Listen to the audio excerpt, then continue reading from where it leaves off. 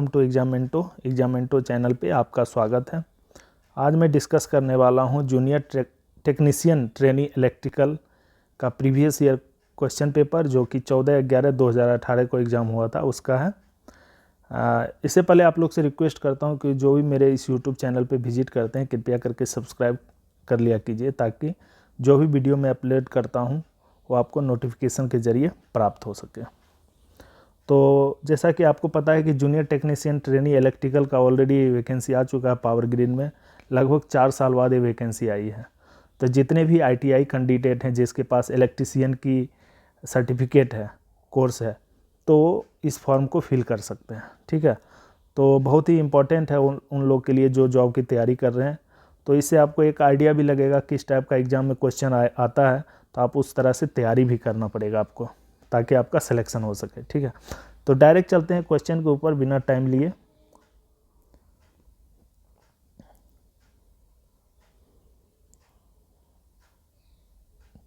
पहला क्वेश्चन आप यहाँ पे देख सकते हो। क्वेश्चन पहले मैं बता दिया कि 14/11/2018 को एग्ज़ाम हुआ था, उसका है। टोटल 2 आवर का आपको टाइम मिलेगा और जो डिप्लोमा ट्रेनिंग का सिलेबस है लगभग सेम ही सिलेबस इसका भी है दोस्तों। तो ऐसा नहीं कि ये वीडियो सिर्फ मतलब ITI वाले ही देख सकते हैं, डिप्लोमा ट्रेनिंग के भी कैंडिडेट देख सकते हैं जिसका एग्ज़ाम 5 दिसंबर को शेड्यूल्ड है DT पोस्ट के लिए, उसके लिए भी बेनिफिशियल होने वाला है। तो चलते हैं डायरेक्ट क्वेश्चन पेपर के ऊपर। पहला क्वेश्चन है, ये hydrometer is use to test the. Hydrometer जो है हमेशा किसके लिए यूज़ करते हैं दोस्तों? हाइड्रोमीटर जो है बैटरी, जो हम लोग जो बैटरी यूज करते हैं लीड एसिड बैटरी, उसमें स्पेसिफिक ग्रेविटी को क्या करने के लिए, मेजर करने के लिए हाइड्रोमीटर का यूज करते हैं। तो इसका सही आंसर क्या हो जाएगा? Specific gravity. तो option A is correct answer. Next question है दूसरा, which option represent the correct property of good insulator. देखो, गुड इंसुलेटर का क्या क्या प्रॉपर्टी होना चाहिए। इंसुलेटर का प्रॉपर्टी ये होना चाहिए कि जो भी इंसुलेटिंग मटेरियल होगा उसका क्या होगा, हाई डाइलेक्ट्रिक स्ट्रेंथ होगा और उसका रेसिस्टेंस होगा वो भी क्या होगा, हाई रेसिस्टेंस होगा, या रेसिस्टिविटी क्या होना चाहिए, हाई होना चाहिए। तो यहाँ पे आप देख सकते हो कि यहाँ पे क्या पूछ रहा है, करेक्ट फॉर गुड इंसुलेटर के लिए तो high dielectric strength and high resistance. तो ये क्या होगा, गुड इंसुलेटर का प्रॉपर्टी है। और इंसुलेटर का जो है क्या होता है, इलेक्ट्रॉन वोल्ट कितना होता है, EG अगर पूछ देगा इंसुलेटर केस में तो लगभग 6 वोल्ट से ज़्यादा होता है, मोर देन 6 वोल्ट होता है। ठीक है,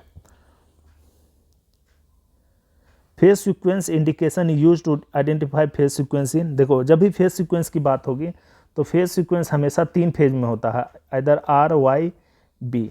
ठीक है, RYB 3 फेज रहेगा तो वहाँ पे फेज सीक्वेंस होगा।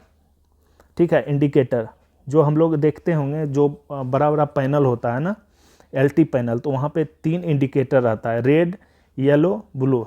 ठीक है, या रेड, ग्रीन, ब्लू इस तरह का रहता है, या रेड, ग्रीन, येलो 3 कलर रहता है। तो उसमें तीनों फेज का पता करते हैं कि तीनों फेज सही से चल रहा है कि नहीं।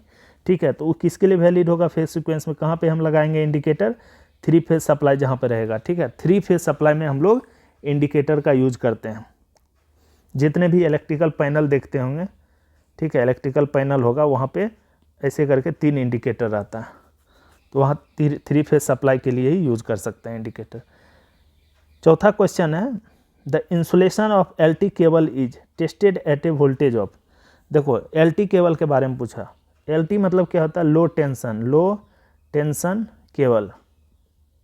तो लो टेंशन केबल का अगर आपको इंसुलेशन टेस्ट करना है तो 1100 वोल्ट मतलब 1.1 kV पे चेक करते हैं। ठीक है, इसका सही आंसर क्या होगा, 1.1 kV। मीडियम वोल्टेज का क्या रेंज होता है, मीडियम वोल्टेज रेंज क्या होता है,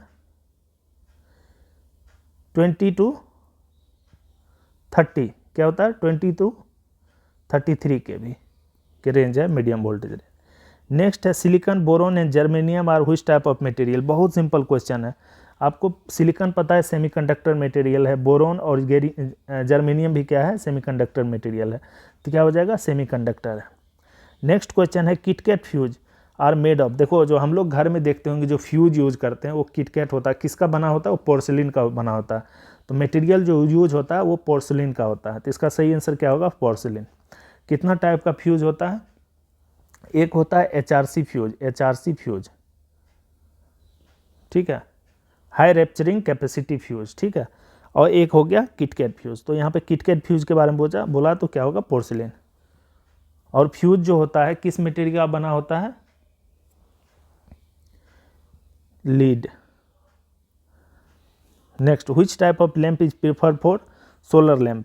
सोलर लैंप में हमेशा जब भी सोलर की बात होगी ना, तो सोलर लैंप में हमेशा एलईडी लाइट का यूज़ करते हैं। एलईडी मतलब light emitted diode, light emitting diode, LED, ठीक है। कभी कभी इसका फुल फॉर्म भी पूछ देता है।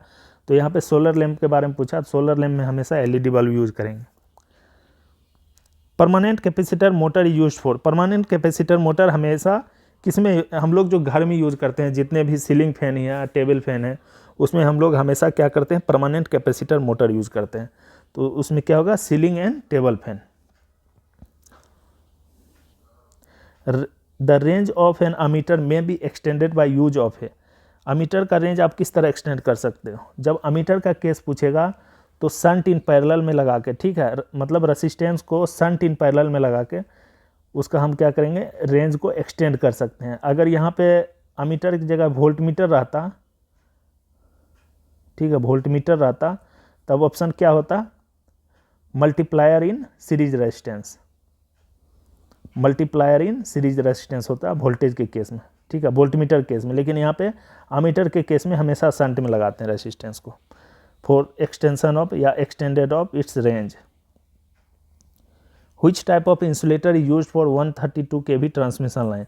देखो 132 kV ट्रांसमिशन लाइन के लिए पूछा, तो जब भी 132 kV ट्रांसमिशन लाइन का बोलेगा तो वहाँ पे क्या होगा, बहुत सारे पिन इंसुलेटर को लगा के एक डिस्क बनता है, समझे ऐसे होता है कि जैसे ये हो गया, ये पिन इंसुलेटर है, क्या है, ये पिन इंसुलेटर है, ये पिन है, सब पिन इंसुलेटर है। तो ये सारे पिन इंसुलेटर बना के आप, मतलब एक पिन इंसुलेटर कितना होता है, 33 kV का होता है। तो आपको 132 kV चाहिए, तो उस अनुसार से आप कितना लगा सकते हो, तो ये एक डिस्क बन जाता है। इसको क्या बोलेंगे, डिस्क टाइप, समझ रहे हैं। तो सही आंसर क्या होगा इसका, डिस्क टाइप। अगर 33 kV के लिए पूछता है तो क्या होता है, पिन टाइप। और सेकल टाइप ये आजकल बहुत कम ही यूज होता है, ठीक है, इसका रेटिंग 33 kV से कम होता है। नेक्स्ट क्वेश्चन है, for extension of range of ampere meter and volt meter the resistance is connected as a ampere meter in.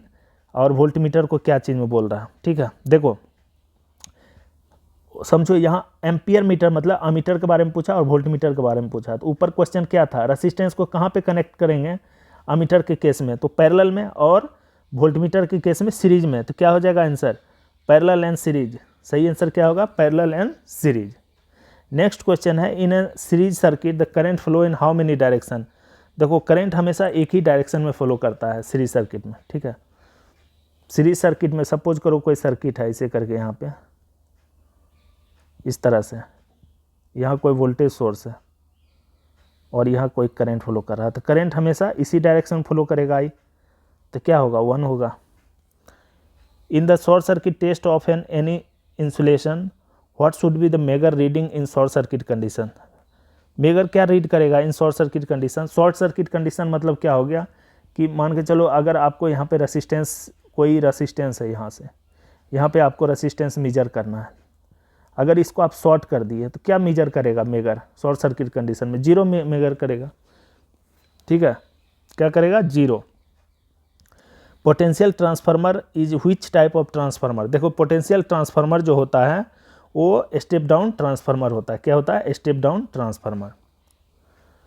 Potential transformer is step down transformer. Next है, जनरली व्हिच मेथड ऑफ। देखो step down transformer कहाँ use करते हैं, welding machine में। Welding machine में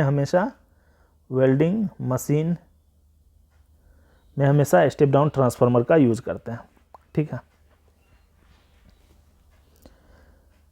generally which method of earthing is used in India. और एक और है दोस्तों, यहाँ पे देखो step down step up transformer कहाँ पे यूज करेंगे, जनरेटिंग स्टेशन में। जनरेटिंग स्टेशन में हमेशा स्टेप अप ट्रांसफार्मर का यूज करते हैं। क्यों यूज करते हैं, वहाँ पे 11 kV को हम लोग क्या करते हैं, स्टेप अप करते हैं 11 kV को 133 kV में, ठीक है। तो वहाँ पे हमेशा स्टेप अप ट्रांसफार्मर का यूज करते हैं। और स्टेप डाउन ट्रांसफार्मर का यूज करते हैं जो रिसीविंग सब स्टेशन होता है, वहाँ पे भी रिसीविंग सब स्टेशन में भी स्टेप डाउन ट्रांसफार्मर का यूज करते हैं। यहाँ पे लिख लो रिसीविंग रिसीविंग सब स्टेशन में स्टेप डाउन ट्रांसफार्मर का यूज़ करते हैं। समझ में आ गया यहाँ तक। Generally which method of earthing is used in India. देखो अर्थिंग के बारे में पूछा, इंडिया में किस टाइप का ये अर्थिंग यूज़ करते हैं। तो देखो अर्थिंग अलग अलग टाइप का होता है, rod earthing, plate earthing, coil earthing, लेकिन जो इंडिया में यूज होता है मोस्टली प्लेट और पाइप अर्थिंग होता है। क्या होता है? Plate and pipe earthing. तो जो प्लेट होता है, प्लेट अर्थिंग देखो कैसे होता है। पाइप अर्थिंग में तो एक आपका 3 मीटर का रॉड रहेगा, ठीक है, एक कॉपर रॉड रहता है, ठीक है, कॉपर रॉड रहता है 3 मीटर का हाइट। अब प्लेट अर्थिंग में क्या होता है कि एक प्लेट बनता है इस तरह से, ठीक है, और यहाँ से ऊपर जाता है एक कॉपर, ये कॉपर का एक प्लेट रहता है इस तरह से, ये नीचे ग्राउंड में रहता है, ठीक है। उसके बाद एक यहाँ से रॉड जाती है 2.5 से 3 मीटर का, ठीक है, और यहाँ पे एक साइड से ऐसे करके यहाँ पे रहता है, यहाँ इस तरह का रहेगा। इसमें आप क्या डाल सकते हो, इसको हाइड्रेट करने के लिए, इस अर्थिंग पिट को मेंटेन करने के लिए, उसके अर्थिंग रेजिस्टेंस को, यहाँ से आप पानी डाल सकते हो या साल्ट पानी का मिक्सर डाल सकते हो इस तरह से, ताकि ये हाइड्रेट रहे, जिसके कारण रेजिस्टेंस का जो वैल्यू है वो आपको प्रॉपर मिले, ठीक है। तो इंडिया में पूछेगा तो प्लेट एंड पाइप अर्थिंग होगा, ठीक है। How is the pole pitch calculated. देखो पोल पिच कैसे कैलकुलेट करते हैं, तो पोल पिच जो कैलकुलेट करते हैं उसको बोलते हैं नंबर ऑफ स्लॉट पर नंबर ऑफ पोल, उसको क्या बोलेंगे? Pole pitch. तो ऑप्शन कहाँ पे है? नंबर ऑफ स्लॉट पर नंबर ऑफ पोल, उसको क्या बोलेंगे? Pole pitch. नेक्स्ट है sparking occurs when a load is switched off because the circuit has high. कितना स्पार्किंग क्यों अकर्स होता है जब लोड को स्विच ऑफ करते हैं? क्योंकि सर्किट में इंडक्टेंस होता है, ड्यू टू हाई इंडक्टेंस के कारण स्पार्क प्रोड्यूस होता है। क्योंकि इंडक्टेंस क्या करता है? सडन चेंज इन करंट को क्या करता है? सडन चेंज इन करंट को अलाउ नहीं करता है। आप सडनली क्या करो? स्विच ऑफ कर दो, तो करंट को टाइम लगता है ना सेट होने में, ठीक है, कम होने में। तो इंडक्टेंस के कारण ही क्या होता है? स्पार्कलिंग प्रोड्यूस होता है, sparking. 18 the speed control of universal motor is achieved by capacitor connected in series, ठीक है। तो आप इस कैसे स्पीड को कंट्रोल कर सकते हो यूनिवर्सल मोटर का? कैसे? Capacitor connected in series, wearing the field flux and tapped field winding को आप वेरी करके स्पीड कंट्रोल कर सकते हो। किसका? यूनिवर्सल मोटर का, ठीक है। Stepper motor are, next question है, stepper motor are mostly use for. देखो स्टीपर मोटर का एग्जांपल पूछा, आप कहाँ में देखो स्टीपर मोटर जो है मोस्टली हम लोग कंट्रोल सिस्टम एप्लीकेशन में यूज करते हैं। कंट्रोल सिस्टम एप्लीकेशन या रोबोटिक्स एप्लीकेशन में हम लोग क्या यूज करते हैं? स्टीपर मोटर का। How many type of DC motor starter are there. देखो डीसी मोटर स्टार्टर के बारे में पूछा तो कितना टाइप का स्टार्टर होता है? तो 3 टाइप्स का होता है, ठीक है, 3 type of starter, DC motor starter. Next question है, तो यहाँ पे देखो 3 स्टार्टर क्या क्या होता है? एक होता है 3 point starter, 3 point starter, 4 point starter, और एक होता है रियो स्टार्टिक स्टार्टर, ठीक है। एटॉमिक नंबर ऑफ कॉपर पूछता है, कॉपर का एटॉमिक नंबर कितना होता है? 29 होता है कॉपर का। नेक्स्ट क्वेश्चन है, an electric current that periodically reverse is called as. उसको क्या बोलेंगे? कोई भी इलेक्ट्रिक करंट है पीरियोडिकली रिवर्स करेगा, तो रिवर्स का मतलब हो गया कि वो किस टाइप का करंट होगा? एसी करंट होगा। एसी मीन्स साइनोसॉइडल करंट होगा। In a CRO with a sweep time दिया हुआ 10 millisecond across the screen, the approximate horizontal sawtooth frequency will be. कितना होगा CRO का? देखो टाइम दिया हुआ आपका 10 मिली सेकेंड, तो आप फ्रीक्वेंसी निकालो, F = 1/T, तो 1/10 मिली सेकेंड है, तो ऊपर 1000 से मल्टीप्लाई हो जाएगा, तो कितना हो जाएगा? 100। फ्रीक्वेंसी कितना हो जाएगा? 100 हो जाएगा। 3 phase squirrel cage induction motor can be start with. देखो 3 phase squirrel cage induction motor है, तो जब भी स्क्वायरल केज इंडक्शन मोटर का स्टार्टिंग जो है दोनों तरीका से कर सकते हैं। एक direct online starter DOL and star delta starter, तो दोनों ऑप्शन हो जाएगा। क्या होगा? Both DOL and star delta. बहुत सिंपल क्वेश्चन पूछा था। 25 in the moving system of measuring instrument hair spring क्यों यूज करते हैं? हेयर मतलब hair spring is made of, मतलब हेयर स्प्रिंग किस मटेरियल का बना होता है, किस में, मूविंग सिस्टम में। तो अब देखो यहाँ पे हेयर स्प्रिंग जो है किसका बना रहेगा, फॉस्फोरस ब्रोंज का बना रहता है। Gas used in A halogen lamp, halogen lamp में कौन सा गैस यूज करते हैं, हेलोजन लैम्प है। देखो हेलोजन खुद एक गैस है, तो आपका क्वेश्चन में ही आंसर छुपा है, क्या हो जाएगा, हेलोजन हो जाएगा। Two way switch are used in, two way switch कहाँ पे यूज करते हैं, स्टेयर केस में। कहाँ पे यूज करते हैं, स्टेयर केस वायरिंग में। स्टेयर केस वायरिंग मतलब होता है इक्जॉर गेट होता है। इक्जॉर गेट मतलब क्या होता है, देखो ए बी और ये रिजल्ट हो गया, ठीक है। अगर दोनों जीरो होगा तो ये जीरो होगा, 0 1 होगा तो ये 1 होगा, 1 0 होगा तो ये 1 होगा, दोनों 1 होगा तो ये 0 होगा। ये इक्जॉर गेट का क्या है, टेबल है, ट्रूथ टेबल, ठीक है। अगर दोनों स्विच ऑफ है, मतलब एक समझो कि स्टेयर केस है, यहाँ पे सपोज करो कि ये स्टेयर केस है, यहाँ पे एक एलईडी बल्ब लगा है कहीं पे, ठीक है।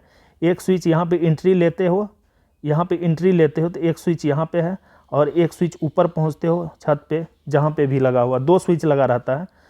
तो अगर आप ऊपर जा रहे हो तो आप इसको 1 कर दो, ठीक है, तो ये 1 हो जाएगा लाइट। फिर इसको यहाँ ऊपर पहुँच गया, बंद करना मुझे, तो यहाँ ऑफ कर दो, तो ये क्या हो जाएगा, यहाँ भी 1 कर दो तो क्या हो जाएगा, बंद हो जाएगा। तो मतलब दोनों में से कोई 1 रहेगा तो 1 होगा, अगर दोनों ऑफ रहेगा तो ऑफ रहेगा, अगर दोनों 1 रहेगा तो ऑफ रहेगा। समझ गए, टू वे स्विच का कहाँ पे होता है, स्टेयर केस में। Iron nickel and cobalt are, iron nickel और कोबाल्ट क्या है, फेरोमैग्नेटिक मटेरियल है, तो इसका आंसर क्या हो जाएगा, ferromagnetic material. Transformer is said to be working at maximum efficiency, maximum efficiency पर ट्रांसफार्मर कब रन करेगा, जब आयरन लॉस इक्वल टू क्या हो जाएगा, कॉपर लॉस। नेक्स्ट क्वेश्चन है mass of the material deposited over A electrode, तो क्या होगा, मतलब मास ऑफ द मटेरियल बोल रहा है, डिपॉजिट ओवर ए इलेक्ट्रोड के ऊपर क्या होगा, डिपॉजिट होगा क्या, मटेरियल्स, कुछ भी मटेरियल हो सकता है, तो क्या वो किस पे डिपेंड करेगा, तो proportional to the quantity of electricity and the electrochemical equivalent. इसका सही आंसर क्या होगा, option number 2। Poker is used in, poker कहाँ पे हम लोग यूज करते हैं, पोकर यूज करते हैं कि make pilot hole to fix wood screw, instrument है पोकर, ठीक है। In the context of first aid, the full form of ABC, देखो एबीसी का फुल फॉर्म क्या होता है, तो एबीसी का मतलब होता है किस सिस्टम में, context of first add, ABC का मतलब होता है एयरवे, ब्रीथिंग एंड सर्कुलेशन। इसका सही आंसर क्या हो जाएगा, option number 3, airway, breathing and circulation, इसका सही आंसर होगा। नेक्स्ट है 3 phase induction motor, double cage rotor is use for, double cage rotor क्यों यूज करते हैं हम लोग 3 फेज इंडक्शन मोटर में, तो हाई स्टार्टिंग टॉर्क के लिए। 2 होता है, एक तो आउटर केज होता है, एक इनर केज होता है। आउटर केज का कभी कभी जो पूछता है उसका इंडक्टेंस रेजिस्टेंस, तो 2 केज होता है, एक आउटर केज और एक होता है इनर केज। तो कभी कभी आउटर केज जब भी होगा तो इसका रेसिस्टेंस क्या होगा, रेसिस्टेंस ज़्यादा होगा और इंडक्टेंस कम होगा, और इनर केज में उल्टा होता है, रेसिस्टेंस कम होता है और इंडक्टेंस ज़्यादा होता है, ये भी पॉइंट याद रखिए। और double cage squirrel cage induction motor का यूज क्यों करते हैं, for getting the high starting torque के लिए। Efficiency of cell can be consider in, देखो इफिशियंसी ऑफ सेल के बारे में पूछ रहा है, सेल मीन्स क्या, बैटरी, तो बैटरी का एफिशिएंसी हमेशा एम्पियर आवर में होता है। आप किसी भी टाइप का बैटरी लीजिएगा उसमें देखिएगा लिखा रहेगा 10H 20H, जैसे मोबाइल का बैटरी है ना, लिथियम आयन बैटरी है मोबाइल का, तो मोबाइल का लिथियम आयन बैटरी का कितना रहता है, 5000 mAh ऐसे रहता है ना। Magnetic potential in a magnetic circuit can be measure in terms of, देखो मैग्नेटिक पोटेंशियल पूछा, मैग्नेटिक पोटेंशियल मतलब MMF, मैग्नेटोमोटिव फोर्स, तो MMF हो जाएगा। और कैपेसिटर का क्या होता है, कैपेसिटर का फैराड होता है, हेनरी किसका होगा, इंडक्टेंस का, और कुलम्स किसका होगा, चार्ज का, चार्ज का क्या होता है, coulomb. Power factor of DC circuit पूछ रहा, पावर फैक्टर डीसी सर्किट का हमेशा क्या होता है, यूनिटी होता है। नेक्स्ट क्वेश्चन है physical state of atmosphere, surface state of conductor and the distance between the conductor and line voltage value are responsible for the production of, उसको क्या बोलेंगे, कोरोना बोलेंगे, किस पे डिपेंड करता है, कोरोना। कोरोना लॉस पे आपका क्या क्या चीज़ पे डिपेंड करता है, डिस्टेंस पे भी करता है और लाइन वोल्टेज वैल्यू पे भी करता है। तो इसका सही ऑप्शन क्या हो जाएगा, corona. Which of the following material has the near zero temperature coefficient. देखो जीरो टेम्परेचर कोफिशिएंट किस मटेरियल का होता है, तो मैग्नीन का जो होता है जीरो टेम्परेचर कोफिशिएंट होता है। एल्युमिनियम का पॉजिटिव टेम्परेचर कोफिशिएंट, कार्बन, क्योंकि कार्बन क्या है, एक सेमीकंडक्टर मटेरियल है तो नेगेटिव टेम्परेचर कोफिशिएंट होगा। और आयरन क्या है, आयरन भी पॉजिटिव टेम्परेचर कौन से, ए हो गया पॉजिटिव, ए भी पॉजिटिव, और कार्बन क्या है नेगेटिव, ए क्या है जीरो टेम्परेचर कोफिशिएंट होता है। Eureka wire is use in, eureka कहाँ पे यूज करते हैं, ठीक है। यूरेका जो हम लोग इंस्ट्रूमेंट में यूज करते हैं तो एज ए वेरिएबल रेसिस्टेंस के लिए, किसके लिए, eureka wire is use as a variable resistance, जो कि इंस्ट्रूमेंट में हम लोग यूज करते हैं। In an induction motor percentage slip is found in the range of, देखो स्लिप के बारे में जब भी पूछेगा ना तो स्लिप का जो रेंज होता है ना, स्लिप का रेंज हमेशा वो 1 से लेकर 5% के बीच होता है फॉर इंडक्शन मोटर, ठीक है। The correct phase sequence of the alternator, alternator का करेक्ट फेज सीक्वेंस क्या होगा, क्या बोले थे आपको, RYB अभी बताए थे। तो क्या हो जाएगा रेड, फिर क्या होगा, Y मीन्स येलो और B मीन्स ब्लू। सही आंसर क्या हो जाएगा, red, yellow and blue. Electrochemical equivalent M is indicated by which of the value radiation, देखो फॉर्मूला होता है M = Z × I × T, ठीक है, ये फॉर्मूला होता है। तो इसका सही आंसर ये हो जाएगा ZIT। Z क्या हो गया, एटॉमिक नंबर, ठीक है, I करंट है, T टाइम हो गया। Next, working principle of transformer is, transformer किस पे काम करता है, तो म्यूचुअल इंडक्टेंस पे, यानी Faraday's law of mutual inductance.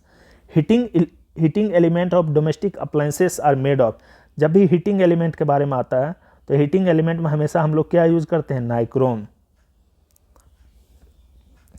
Which of the below is correct form of, full form of CRO, CRO का मतलब होता है कैथोड रे ऑस्किलोस्कोप। CRO से भी क्वेश्चन आता है बहुत, ठीक है। तो CRO का क्या होगा, कैथोड रे ऑस्किलोस्कोप। इसका फिर ये पूछता है इनपुट इम्पीडेंस पूछता है, इनपुट इम्पीडेंस जो होता है CRO का क्या होता है, मैक्सिमम होता है या इनफाइनाइट होता है, ठीक है। In a series circuit the total resistance of the circuit is 100 ohm, the first 2 resistance are 30 and 50, find the third resistance. Total resistance दिया है RT 100 दिया हुआ है, पहला दिया है R1 30, R2 बोल रहा है 50 है, तो R3 क्या होगा, बहुत सिंपल है। और सीरीज में है तो सीरीज में है तो 100 टोटल हो गया, ये 50 30 क्या है 80, 100 में 80 घटा दो, तीसरा निकल नहीं जाएगा, कितना हो जाएगा 20, तो R3 क्या हो जाएगा 20 ओम, ठीक है। Next, a transformer is use to change the value of, transformer हम लोग क्यों यूज करते हैं, क्या चीज़ चेंज करने के लिए, तो ट्रांसफार्मर हमेशा हम लोग वोल्टेज को चेंज करने के लिए, आप वोल्टेज को क्या कर सकते हो, घटा सकते हो, बढ़ा सकते हैं। अगर स्टेप अप करोगे तो वोल्टेज बढ़ जाएगा, अगर स्टेप डाउन करोगे तो वोल्टेज क्या होगा, कम हो जाएगा। तो change the value of voltage. और देखो यहाँ पे फ्रीक्वेंसी हमेशा क्या रहेगा, कांस्टेंट रहेगा, पावर भी पावर क्या होता है, कांस्टेंट ही रहेगा, ठीक है। वाइंडिंग, नेक्स्ट क्वेश्चन है 48, वाइंडिंग ऑफ ए जनरेटर है 2 ends, winding of 3 phase generator है टोटल 6 एंड, 3 फेज जनरेटर का 6 एंड, तो these ends can be connected in a way one of the 2 style, namely उसको क्या बोलते हैं, क्वेश्चन से आपको पता रहेगा, स्टार एंड डेल्टा। 3 फेज का बात बोला ना, 3 फेज में हमेशा क्या रहेगा, star and delta. Electrical measuring instrument are divided in 3 main part, namely क्या क्या होता है, एक होता है आपका डिफ्लेक्टिंग, एक क्या होता है, अलग अलग टाइप का होता है, डिफ्लेक्टिंग होता है, रिकॉर्डिंग होता है और इंटीग्रेटिंग टाइप होता है, ठीक है। Deflecting type, recording type and integrating. Integrating type में एनर्जी मीटर आता है, इसमें एनर्जी मीटर आता है। रिकॉर्डिंग टाइप पोटेंशियोमीटर या गैल्वेनोमीटर, ठीक है। और डिफ्लेक्टिंग टाइप में अमीटर, वोल्ट मीटर, ठीक है, वाट मीटर, ये सब किस में आ जाएगा, डिफ्लेक्शन टाइप में, डिफ्लेक्टिंग टाइप में, समझ गए। Magnetic flux is a measure in, magnetic flux किस में मेजर करते हैं, वेबर में, flux weber, WEBR weber. Ampere watt सब पता है। Frequency of the induced EMF in a rotor circuit is, rotor circuit का फ्रीक्वेंसी EMF इंड्यूस बोल रहा है रोटर सर्किट में, कितना कब होगा ज़्यादा, तो जब रोटर क्या रहेगा, स्टैंड स्टिल कंडीशन में रहेगा तो मैक्सिमम होगा, maximum at stand still condition. Which of the below is correct form of VIR। देखो VIR के बारे में पूछा है, तो VIR जो होता है वल्कनाइज्ड इंडियन रबर, इसका फुल फॉर्म होता है वल्कनाइज्ड इंडियन या इंडिया रबर या इंडियन रबर, जो बोल सकते हो इसको, ठीक है। 53 ये इसमें बोल रहा है कौन सा use for the measurement of power at frequency, देखो 500 मेगाहर्ट्ज। जब भी ज़्यादा फ्रीक्वेंसी के लिए पूछ रहा है 500 मेगाहर्ट्ज, तो उसको बोलें बोलोमीटर। बोलोमीटर का जो है मैक्सिमम फ्रीक्वेंसी यूज करते हैं मेजरमेंट के लिए, ज़्यादा फ्रीक्वेंसी अगर मेगाहर्ट्ज में हो तो बोलोमीटर का यूज करते हैं, ठीक है। नेक्स्ट है positive electrode is called as. देखो पॉजिटिव इलेक्ट्रोड क्या होता है, देखो कोई भी जैसे डायोड लेते हैं, ये डायोड है, ठीक है, यहाँ एनोड होता है और कैथोड होता है। एनोड को क्या बोलते हैं पॉजिटिव, कैथोड को नेगेटिव। तो पॉजिटिव इलेक्ट्रोड क्या होगा, यहाँ पे एनोड होगा, ठीक है। पॉजिटिव कहाँ पे कनेक्टेड है, एनोड पे, तो पॉजिटिव क्या होगा, एनोड होगा। Next, in a electrical work the solder used in a practically always an alloy of lead and tin. Lead और टीन का बना होता है। What is the other name of underground conduct pipe wiring. Underground conduct pipe wiring का दूसरा नाम क्या है, तो उसको कंसील्ड वायरिंग या डक्ट वायरिंग भी बोलेंगे। क्या बोलेंगे, डक्ट वायरिंग या concealed wiring. The effect of armature flux on the main field flux is called, उसको बोलेंगे आर्मेचर रिएक्शन। आर्मेचर रिएक्शन क्या होता है, effect of armature flux on the main field flux. Next, for a single phase induction motor centrifugal switch is connected to. Centrifugal switch कहाँ पे connect करते हैं induction motor के केस में, तो सेंट्रीफ्यूगल स्विच हमेशा series to the starter winding. Centrifugal switch कब auto cut हो जाता है, जब 75% ऑफ द स्पीड रीच हो जाता है, तब क्या होगा 75% जैसे रीच करेगा सेंट्रीफ्यूगल स्विच का जो भी रहता है वो क्या होता है, कट हो जाता है, मतलब आउट ऑफ सर्विस हो जाता है, ठीक है। तो सीरीज टू, इसका मेन यूज क्या है, सेंट्रीफ्यूगल स्विच टू कनेक्ट कहाँ पे करते हैं, to series to starter winding in case of single phase induction motor. Next question है, in a single phase repulsion motor के बारे में पूछा, पावर फैक्टर क्या होगा। देखो रिपल्सन मोटर में हमेशा पावर फैक्टर जो है, जितना आप लोड बढ़ाओगे उस अनुसार से पावर फैक्टर क्या होगा, बढ़ेगा, मतलब हाई स्पीड पे, तो हाई एट हाई स्पीड होगा इसका answer. Maximum value of sine wave AC voltage दिया हुआ, इट्स RMS वैल्यू पूछ रहा है, ठीक है। तो RMS वैल्यू आप कैसे निकालोगे, तो मैक्सिमम VM दिया हुआ 10 वोल्ट, RMS क्या होता है, VRMS इक्वल टू VM/√2, बस 10/√2 कर दो, जो भी आएगा कितना हो जाएगा, लगभग 7.070 ऐसे आएगा वोल्ट। तो सही आंसर क्या होगा, 7.070। तो इस वीडियो लेक्चर में टोटल 60 क्वेश्चन का मैंने डिस्कशन किया है। अगर आप लोग को कहीं पे भी डाउट लग रहा है किसी भी क्वेश्चन में, तो आप मुझे कमेंट बॉक्स में कमेंट कर सकते हैं। और दोस्तों अभी जो वैकेंसी आई है टेक्नीशियन पोस्ट के लिए, इसके लिए मैं अलग से एक डेमो क्लास भी करूंगा, जिसमें कि एक shortcut as a revision classes भी होगा, जो कि बहुत बेनिफिशियल होने वाला है, जो भी कैंडिडेट सीरियसली तैयारी करना चाहते हैं और पावर ग्रिड में जॉब लेना चाहते हैं उसके लिए, ठीक है। तो आप लोग से रिक्वेस्ट करता हूं कि जो भी यूट्यूब चैनल को विजिट करते हैं आप सब्सक्राइब भी कर लिया कीजिए, ताकि जो भी अपडेट वीडियो मैं अपलोड करता हूं आपको नोटिफिकेशन के जरिए टाइम टू टाइम मिलता रहे। Thanks for watching.